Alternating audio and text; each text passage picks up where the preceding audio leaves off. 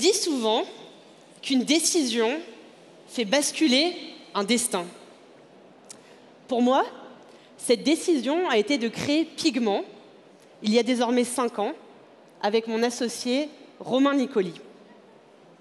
Je m'appelle Éléonore Crespo et je suis venue parler de ce qui constitue, à mes yeux, le véritable moteur du progrès, la décision et le libre arbitre humain. Cette faculté exceptionnelle que nous avons de faire des choix de manière réfléchie. Je crois profondément que le progrès n'est pas seulement une question de technologie. Il est avant tout une question de choix, de responsabilité et de vision. Ce sont les décisions que nous prenons, grandes ou petites, qui façonnent notre avenir commun. Et il n'y a pas de progrès sans innovation, mais toutes les innovations n'aboutissent pas à un progrès, loin de là. Je suis entrepreneuse et comme beaucoup d'entre vous, je pense, j'ai la conviction qu'entreprendre, c'est croire au progrès. C'est refuser de se contenter de l'état des choses, c'est être convaincu qu'il est possible de transformer à son échelle pour le mieux. Quand nous avons lancé Pigment, nous étions animés par une ambition simple mais puissante, aider les entreprises à mieux décider. Parce qu'au cœur du progrès se trouve cette capacité de chaque être humain à prendre des décisions éclairées, justes, fondées sur des informations et des données fiables. Chez Pigment, nous nous sommes fixés pour mission de révolutionner la manière dont les entreprises prennent leurs décisions. Nous voulons rendre ce processus plus fluide, plus intuitif et surtout plus adapté aux défis de notre époque. Prenons le cas d'une ville qui s'est engagée en 2030 à être neutre en carbone. Pigment va aider cette collectivité à piloter sa trajectoire carbone pour y arriver. Nous vivons, comme vous le savez tous, dans un monde de plus en plus complexe, où le temps s'accélère. Notre rôle est de fournir aux entreprises les outils pour anticiper cette incertitude. Grâce à la technologie, et notamment à l'intelligence artificielle, nous aidons les entreprises à visualiser des scénarios futurs, à se préparer à l'imprévisible.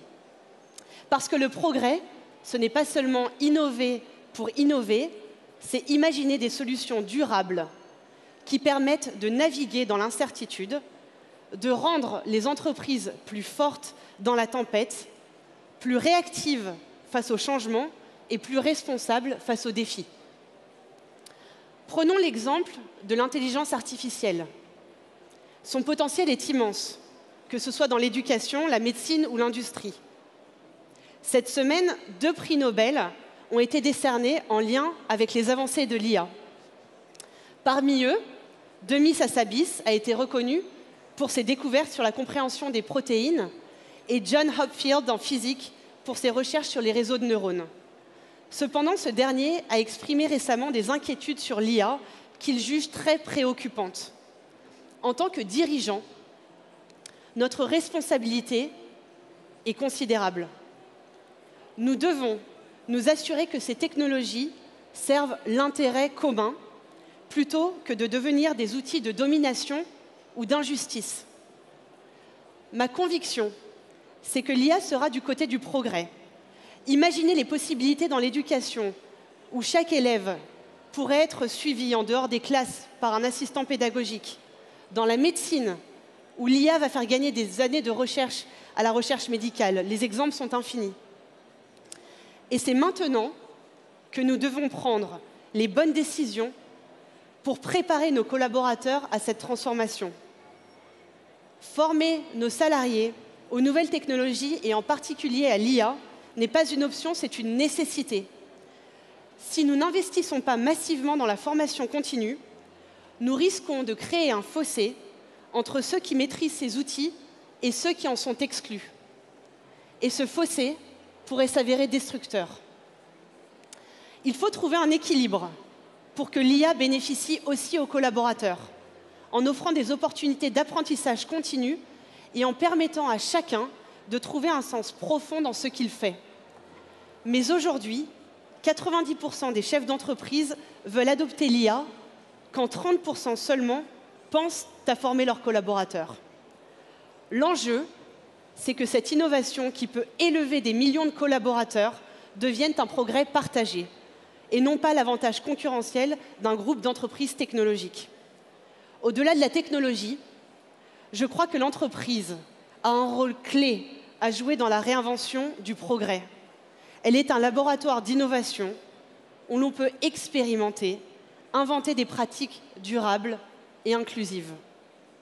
En tant que dirigeants, nous pouvons anticiper ces enjeux de diversité, de durabilité et de responsabilité sociale au-delà des simples tendances. Le défi est d'autant plus grand que les jeunes générations recherchent du sens et veulent un impact positif bien au-delà d'un simple salaire. L'innovation technologique seule ne suffit pas. Nous devons créer un progrès partagé qui profite à tous et non à une minorité. Alors, pour que la lumière du progrès continue d'éclairer vers un chemin, vers un avenir plus juste, plus inclusif et plus durable, prenons tous, chacun à notre niveau, notre responsabilité. Prenons les décisions qui feront basculer le destin de millions de personnes vers un progrès véritable. Je vous remercie.